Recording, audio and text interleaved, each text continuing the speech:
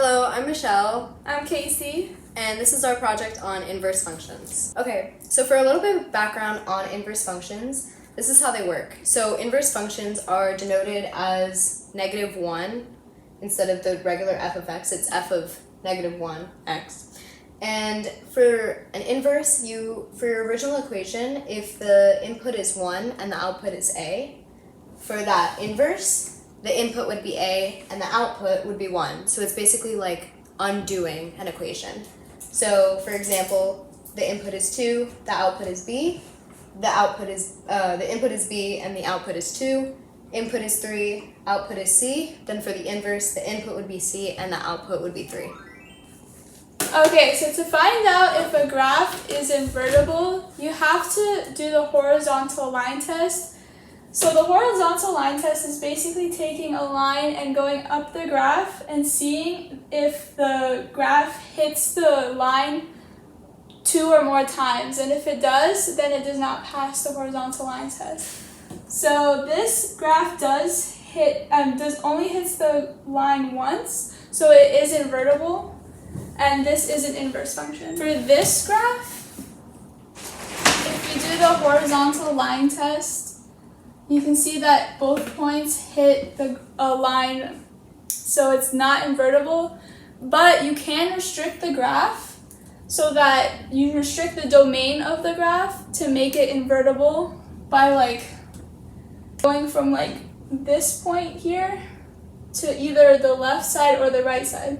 So you only take one of the sides of the parabola, and then that will be invertible. First, what I'm going to do is I'm going to graph it in my graphing calculator to see if it's invertible. So I'm plotting it, and I'm graphing it, and as you can see, it passes the horizontal line test, and it is therefore invertible. So I'm going to start by switching the x and the y in the equation. So this is the y and this is the x, and we're going to switch them in the equation. You can start this in the beginning of the equation, or you can do it after you've already solved. I like to just start with it. Okay, now we have to get y by itself. So I'm going to start by subtracting 21 from both sides, since it's plus 21. This crosses out, cancels out the 21 here, because positive 21 minus 21 is just 0. And then this leaves us with x minus 21 equals 3y. At this point, I'm going to divide by 3 to get the y all alone on this side. That cancels out the 3. And then I'm going to divide it here. And then for my final answer, it's just going to be x minus 21 over 3. And you're going to write it as f of -1 of x equals your answer. Take that out. And then that is your answer because it is the inverse of your original equation here.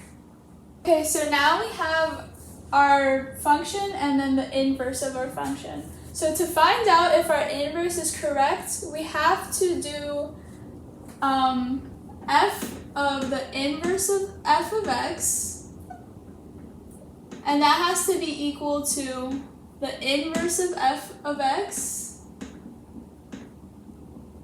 the inverse of f of x. And then these both should be equal to x. Both of these should be equal to x. Let's first start off with f of the inverse of f of x.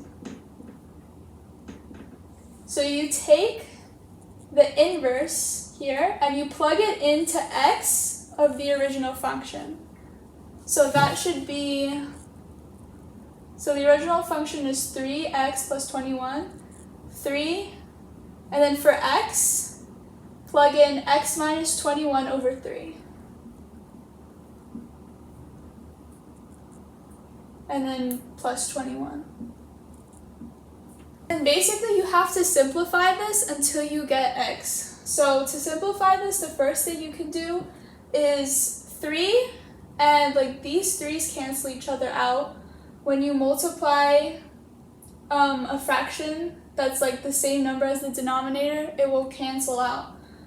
So you already got rid of the 3, so now it's just x minus 21 plus 21. And then negative 21 and 21 cancel each other out as well. So now you're just left with x. So you know that f of the inverse of f of x is equal to x, and that's the first part. Then the second part is you have to figure out if the inverse of f of x is also equal to x. So for this one, you want to plug in the original function into the x of the inverse. So you have the, it's a fraction, and for the x, you would plug in 3x plus 21.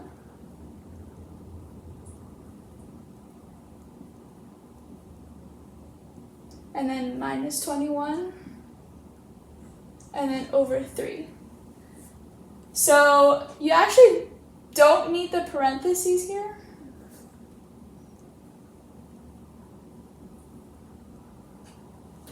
And so to simplify, you also have to simplify this until you get x. So the first thing you can do is, you can see here that the positive 21 and the negative 21 cancel each other out. So it will become 3x over 3. And then these two become a giant 1, so those two cancel out. And you're now left with x. So now we see that they're both equal to x, and they're both equal to each other. So we know that our inverse function is correct. And if it's not equal to x, or if they're not equal to each other, then it's not correct. Okay, so this is a slightly harder equation, so you guys can pause to do it first, and then unpause it so you can see like how to actually do it. So the first thing you want to do is rewrite it as x is equal to y minus 1 to the third power plus 3. Then the next thing you want to do is get the y alone. So to do that, the first thing you can do is subtract 3 on both sides. Then it will become x minus 3 is equal to y minus 1 to the third power.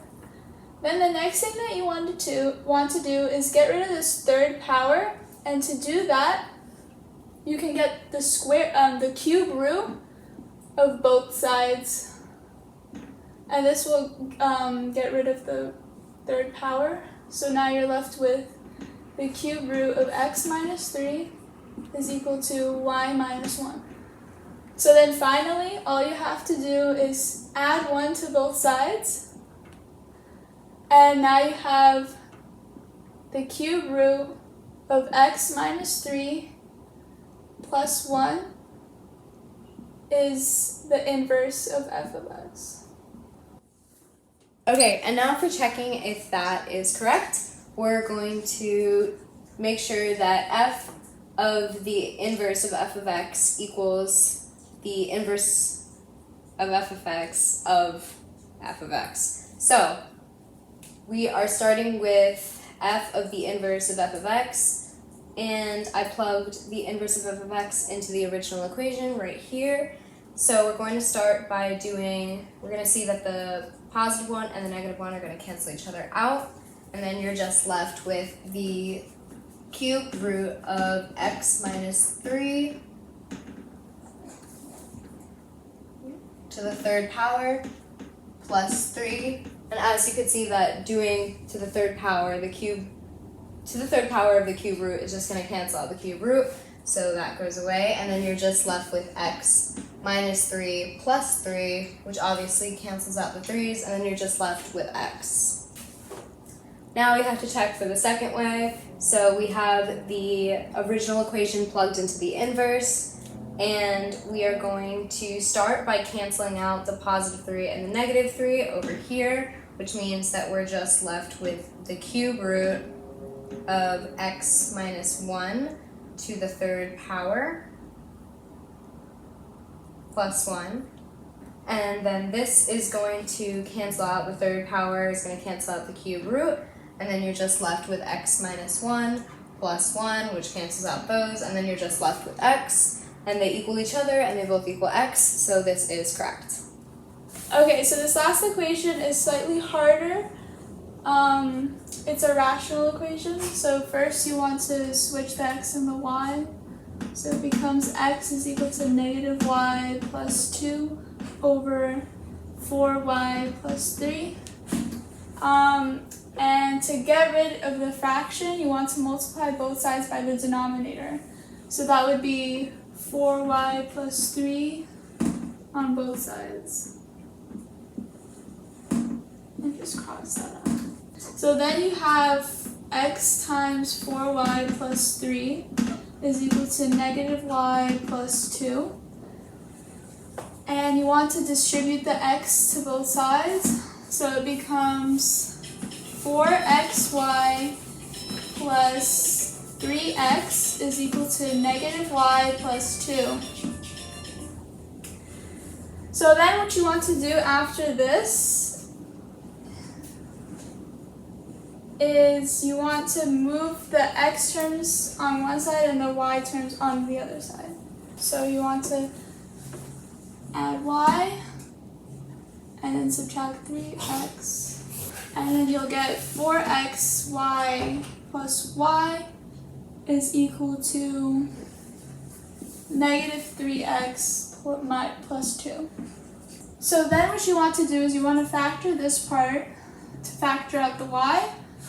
So you can do y times 4x plus 1 is equal to negative 3x plus 2. Then to get the y by itself, all you have to do is subtract 4x plus 1 by both sides. So now you know your inverse function.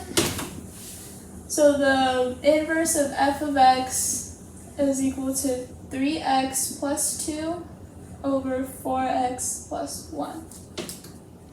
And an additional way to check if your inverse is correct is you can plug both of the equations into a Desmos calculator and a graphing calculator. And if you can visually see in the graph that they are a reflection horizontally and vertically of the original graph, then you can tell that it is the inverse. And that is shown here.